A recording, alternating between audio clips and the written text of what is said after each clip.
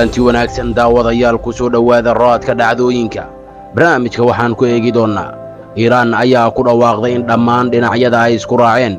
in si ku meel gaar ah loo hakiyo wada hadallada nukliyeerka ee Vienna halka ilo Faransiis ah ay sheegeen inay jiraan calaamado muujinaya in heshiis laga gaari karo inkastoo ay adag tahay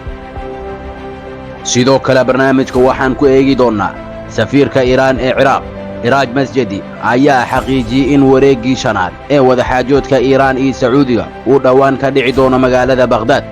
ku soo dhawaada mar kale iyo raadka dhacdooyinka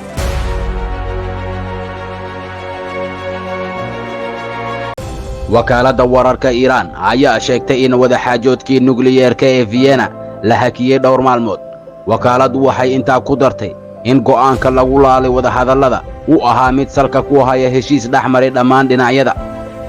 xiriiryaha midowga Yurub ee wada xaajoodka Vienna Enrico Mora ayaa sheegay in ka qaybgalayaasha wada xaajoodka Vienna ay dib ugu laaban doonaan dalalkooda si ay wada tashi u soo sameeyaan waxa loo baahan yahayna ay tahay in la gaaro go'aano siyaasadeed waaxda arrimaha dibadda ee Mareykanka ayaa u sheegtay Al Jazeera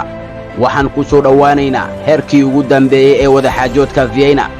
kaasoo u baahan go'aano siyaasadeed waxay intaasi ku dartay in wada xaajoodka Vienna uu u sii xoogaystay si aan horey loo arag ila xog ogaal ah oo Iiraan ka tirsan ayaa Al Jazeera u sheegay in wada xaajoodka Vienna loo hakinayo muhiimadda ay leedahay arrimaha taagan iyo baahida loo qabo in la qaato go'aano siyaasadeed iyadoo la tixgelinayo in wada hadalladu yihiin kuwa wax dhisayo hakinta ku meel gaarka ah waxay ku timid baahida loo qabo in dawlad waliba ay dib ugu laabato dalkeeda ilaha warbixinnada dalka Iiraan ayaa intaa ku daray in dardargelinta wada xaajoodyada lagu gaarayo heshiiska ay ku xiran yihiin go'aanada dhinacyada kale wasiirka arrimaha dibadda ee Iiraan Hussein Amir Abdulhayyan ayaa sheegay mar uu la xiriiray xogayaha guud ee qaramada midoobay Antonio Guterres in wada xaajoodka Vienna ay u socdaan si wanaagsan isagoo carabka ku adkeeyay inay laga maarmaan tahay in Mareykanku uu qaado tillaabooyin la taaban karo dhanka kale waxaa weli ka sii socda magaalada Vienna wada hadallo heerkoodu yahay madaxda wufuudda siyaasadeed iyadoo la filayo in heshiis la gaaro dhammaadka bisha soo socota waa sida uu sheegay ergeyga Ruushka u jooga ururada caalamiga ah ee Vienna Mikhail Ulinov wakaaladda wararka ee Reuters ayaa soo xigatay ila ku sugan aqalka madaxtooyada Faransiiska in wada xaajoodka nukliyeerka ee Iiraan uu yahay mid adag balse ay jiraan calaamado muujinaya in heshiiskaasi uu suurtagal yahay waa siduu hadalka u dhigay sarkaalka Faransiiska ah ayaa intaa ku daray in arrinta ku saabsan damaanad bixinta iyo sidii barnaamijka nukliyeerka ee Iiraan gacanta loogu soo dhigi lahaa ay yihiin arrimo weli u baahan in la caddeeyo hadalka mas'uulkan ayaa yimid kadib markii ay taleefan ku wada hadleen madaxweynayaasha kale ah madaxweynaha Faransiiska Emmanuel Macron iyo dhigiisa Ruushka Vladimir Putin dhinaca kale afhayeenka wasaaradda arrimaha dibadda Mareykanka Ned Price ayaa ku celceliyay in dalkiisu uu diyaar u yahay in wada hadal toos ah uu la yeesho Iiraan isagoo tixgelinaya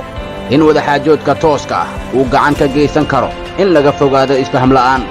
waxaan bartamaha kaga jirnaa barnaamijka raadka dhacdooyinka safiirka Iiraan ee Ciraaq Iraaj Masjidi ayaa xaqiijiyay in wareegga shanaad ee wada xaajoodka Iiraan iyo Sacuudiga uu dhawaan ka dhici doono magaalada Baghdad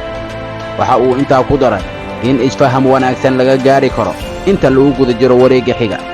wuxuu carabka ku adkeeyay in labada dal ay leeyihiin rabitaan siyaasadeed oo ay ku xalinayaan mashaakilada dhexdooda ah isla markaana xiriirkoodu uu si tartiib ah dib ugu soo laaban karo dhowr toddobaad ka hor Jordan ayaa ku dhawaaqday iyadoo loo marayo hay'addeeda rasmiga ah ee Petra in ay martigelisay shirka wada xaajoodka amniga ee u dhaxeeya Sacuudiga iyo Iiraan oo ka dhacaya caasimadda Cumaan kala fadhigan ayaa yimid kadib wada hadallo isdaba joog ah oo si toos u dhaxmaray Riyaad iyo Tehraan oo ay garwadeen ka ahayd dawladda Ciraaq kaas oo kii ugu horeeyay uu bilaabmay Abriil 2021 kadib qiyaastii 6 sano oo uusan jirin xiriir diblomaasiyadeed oo u dhaxeeyay Iiraan iyo Sacuudiga khilaafka Sacuudiga iyo Iiraan ayaa gaaray meeshii ugu sarreysay kadib markii maxkamadda Sacuudiga ay xukun dil ah ku fulisay wadaadka Shiicada ee Nimr al-Nimr ee 2 Janaayo 2016 isla maalintaas waxaa la weeraray safaaradda Sacuudiga ee Tehraan maalinta xigtayna Sacuudiga wuxuu ku dhawaaqay inuu jaray xiriirka ula lahaa dalka Iiraan